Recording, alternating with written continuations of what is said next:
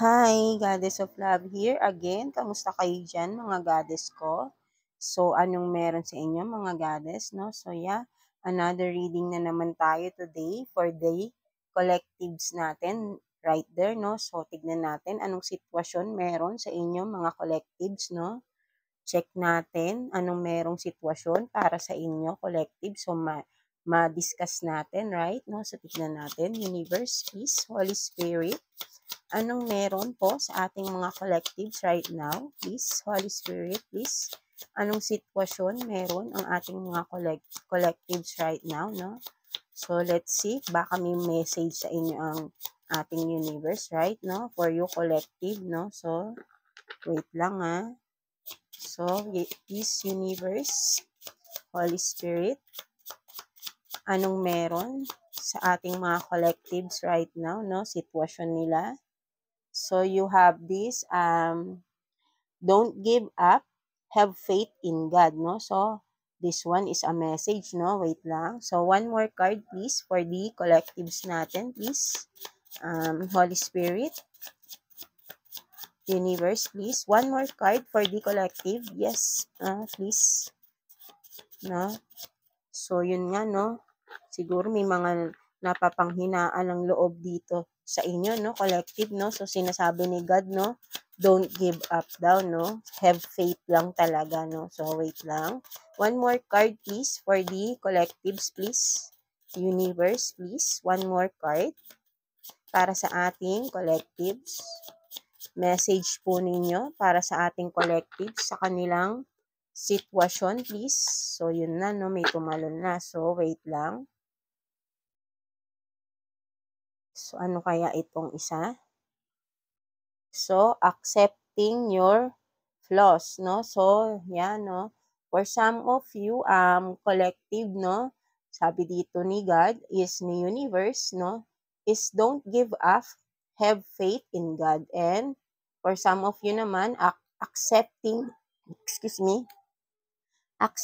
your flaws, no? So, yeah, no? So, sinasabi rito, no? For some of you na napapanghinaan na ng loob, no? So, maybe may mga pinagdadaanan kayo mga problems right now, no? Nag-i-struggle kayo, anumang klaseng problema ito, no? So, huwag kayong mawawalan ng pag-asa, no? Sinasabi dito ni universe, ng ating God, no? Ni God, huwag kayong mawawalan ng pag-asa. Have faith lang, di ba? Have a strong faith and connection with God lang. So, maniwala kayo lalo na rin sa sarili nyo, right? No? Kasi minsan din, kapag may mga problems tayo, tapos napapanghinaan tayo ng loob, bakit tayo napapanghinaan ng loob, collectives? Kasi nawawalan tayo ng tiwala sa sarili natin na kaya nating isolve tong mga problema na ito, no? Ano man itong klaseng problema, 'di ba? Sinasabi nga nila, hindi naman darating ang problema sa atin na hindi natin kakayanin, no? For some of us, sinasabi nga is this is pagsubok ni God, no? For some of us na sinasabing ganon. Pero for me, yes, merong mga ganon na pagsubok, no? Depende kasi yun sa sitwasyon, eh, no? Meron kasing mga pagsubok or test talaga si God para sa atin. But then, kasi alam naman natin, di ba, may mga good and bad, right? No? So, but then, hindi rin natin maiiwasan na merong mga some people around us, no, na nagiging cause ng problema natin, no? Di ba? So, I think, for me lang, based on my experience lang, right? No? So, kumbaga, hindi lahat naman ng problema is a test for us, right? Minsan din kasi, meron ding mga tao na nagkukos ng problema sa atin na sinasadya. Something like that, right? No? So, maybe, yung iba doon is talagang test din para sa atin kung sino man yung mga taong nakakasakit or nagbibigay ng problema sa atin, right? So, yun nga, no? Malalagpasan at malalagpasan rin natin yan. But then, ayun nga is, for some of us, nawawalan nga ng pag-asa na hindi na natin to kaya, di ba? Kasi, may mga tao rin na nagda-down sa atin, eh, no? hindi natin maiiwasan 'yun 'no, for some of you 'no, aminin man natin o hindi, may mga tao rin na nag nagda-down sa atin 'no. So, merong mga something like crab mentality 'no, binu-bully 'no, something like that 'no. So, ano rin 'yun, isang dahilan rin 'yun para lalo tayong mawalan ng pag-asa sa buhay natin, right, 'no? So, kung magpapaapekto kasi tayo kasi yes, madali lang sabihin din natin sa sarili natin na, "Kaya natin 'to, but then kasi 'pag may mga tao rin sa paligid natin, nakakaapekto rin 'yun sa atin, right?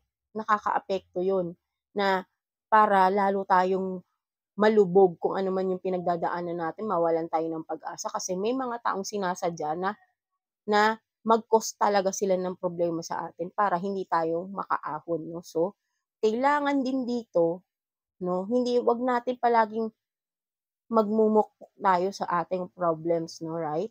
'No, whatever it is 'no, kailangan din natin talaga yun nga sinasabi is tatagan natin. Dahil hindi mo alam kung sino-sino sa paligid mo yung nagko-cause, 'di ba? Bakit ba tayo nagkakaroon ng problema? Problema is tayo rin naman nagsisimula niyan, right? Hindi naman tayo magkakaroon ng problema biglaan, kung walang dahilan, right? Maybe talagang tayo rin ang may gawa or someone around us 'no, na sinasadya 'no. So, kailangan dito is maging matatag talaga tayo. Huwag tayong papadala sa problema dahil hindi mo alam, may mga tao sa paligid mo na tuwang-tuwa habang ikaw ay nagmumukmok, right, 'di ba? Kasi may mga taong sinasadyang magbigay ng problema sa'yo at ikaw naman ay nagmumukmok, 'di ba? Natutuwa sila. So, dapat ipakita mo 'no, hindi lang kay God, si God gusto niya maging matatag ka, but then yung mga tao sa paligid mo gusto ay sumuko ka, 'di ba? Ano ba yung kumbaga ito collective 'no, so kung ikaw collective, anong pipiliin mo? Yung kagustuhan ni God or kagustuhan ng mga tao sa paligid mo? Come to think of it, right? 'No, 'di ba? So, siyempre dapat piliin mo yung kagustuhan ni God, right? Maging matatag ka sa bawat problema, 'di ba? Anumang problema ito malalagpasan at malalagpasan mo 'to. Dahil eto ka, naniniwala ka kay God, you have this strong faith kay God na malalagpasan mo ito. Maniwala kayo sa'kin collective, kahit anong problema basta positive lang kayo. Kasi ako and most of lalo na kung kayo 'di ba, kayo lagi kayong nanonood ng mga ganito, ng mga tarot readers, I mean tarot readings, right? Meron kayong knowledge about spiritual, right, 'no? Kasi energies tayo rito, right? 'Di ba? Most of the readers naman sinasabi, kapag positive ka lang is positive din ang babalik sa'yo, right? 'Di ba? So, whatever problem na dumating man sa iyo collective, maging positive ka lang 'no, be optimistic in any situation, right, 'no? Huwag kang papanghinaan 'no. Yes, puwedeng may mga times talaga hindi natin maiiwasan 'yun, pero 'wag mong araw-arawin, 'wag mong patagalin sa sarili mo, 'wag mong patagalin sa buhay mo yung problema. May solusyon at may solusyon diyan, right? Kung kung ikaw ay kikilos. Pero kung hindi ka kikilos, hindi mo masosolusyunan 'yan, right?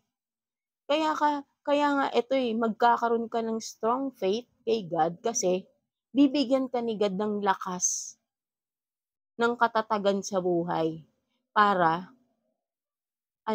para kumilos ka, right? Kasi ayun ang bibigay sa'yo ni God, maging matatag ka. Pero ano yung mga tao sa paligid mo, ano yung ibibigay nila sa'yo? Kahinaan ng loob, right? Para malubog ka lalo, right? So, kapag kayo collective 'no, so kumbaga kayo naniniwala kayo sa ganito, naniniwala kayo sa mga energies, isipin niyo na lang kung kayo naniniwala kayo sa ganito, tapos for some of you, no offense meant, tapos hindi kayo maniniwala kay God. Para saan pa yung nanonood kayo neto kung hindi pala kayo naniniwala sa spiritual something 'no, na gano'n, right? 'Di ba? Alam niyo kumbaga, lahat tayo, ang soul natin, ang buhay natin is pinahiram lang sa'tin 'yan ni God, 'di ba? Kaya dapat alagaan natin, 'di ba? Hindi niya ibibigay 'yan sa atin, hindi niya tayo mag-ano, hahayaang mabuhay dito sa mundo ng ganito lang wala tayong ginagawa. Kailangan meron tayong gawin, kasi pinahiram niya tayo ng buhay, eh, 'di ba? Pinahiram niya tayo ng mundo para tumira dito sa mundo, 'di ba? Kaya ang dapat nating gawin, alagaan natin. Kasi hindi naman talaga sa atin 'to, eh, 'di ba? Kung ano man yung dumadaan na problema sa'yo, is hindi rin yun pangmatagalan, 'di ba? Malalagpasan at malalagpasan mo rin 'yan, 'di ba, collective? Kaya maniwala ka sa sarili mo, ayun ang pinakaimportante, maniwala ka sa sarili mo, kakayanin mo lahat ng pagsubok, mahirap man 'yan, wala namang madaling pagsubok sa buhay, collective. Iba-iba nga lang tayo ng klase ng problemang pinagdadaanan. Pero ano ang nagiging resulta nung mga problemang dumadaan sa'tin? Iisa lang, yung mental natin, mental health, 'di ba? Kapag hindi natin kinakaya, anong nangyayari? Depression, anxiety, right? Most of people around us na nagkakaroon ng ganito, hindi kinakaya, right? Hindi nila kinakaya, 'di ba? Nakakaawa kasi yung iba, sasabihin natin maarte, maarte, pero iba ang depression, iba ang lalo na talaga ang depression is iba talaga 'yan, right? Hindi 'yan biro, hindi 'yan birong bagay, hindi 'yan pag-aarte. It's a big deal.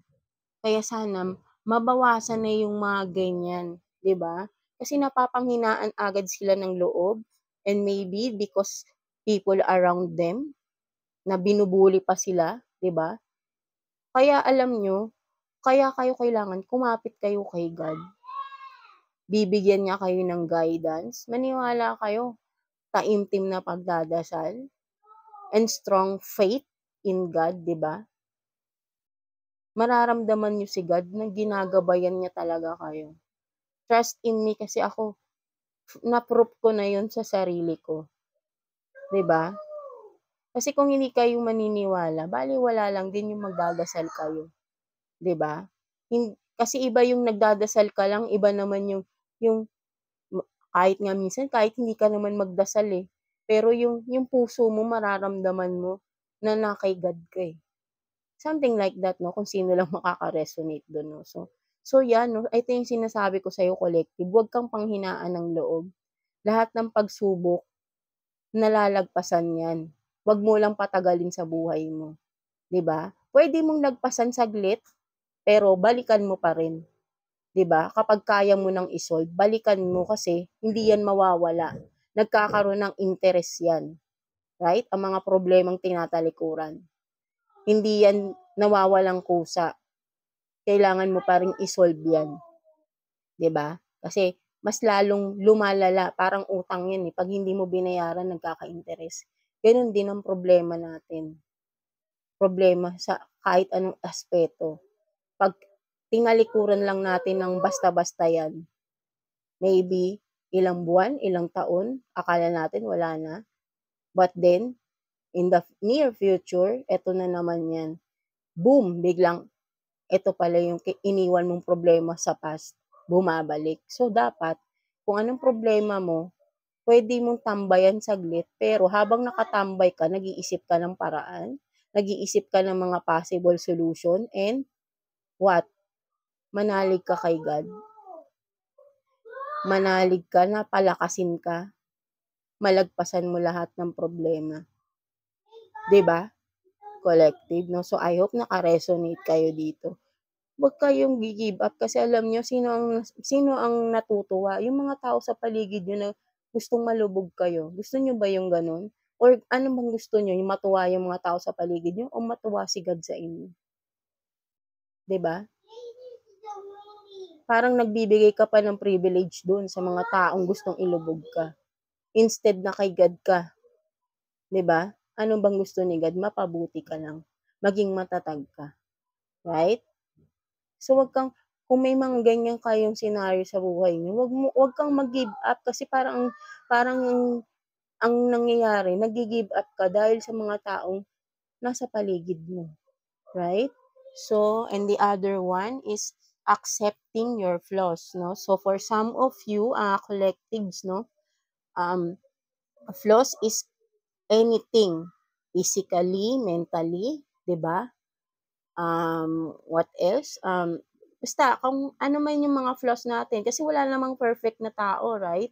Tao lang naman tayo, eh. Lahat tayo may flaws, lahat tayo may kapintasan sa sarili. Walang perfect. Kahit celebrities, kahit sabihin mong napaka-perfect niyan, no offense meant, siyempre sabihin natin siyempre may mga pera sila. So, sa ngayon naman, 'di ba? Anything pwede nang gawin basta may pera ka, right? No? So, pero kung wala naman kang example lang, wala naman tayong kakayahan, hindi naman lahat may kakayahang ibago ang sarili, right? 'Di ba?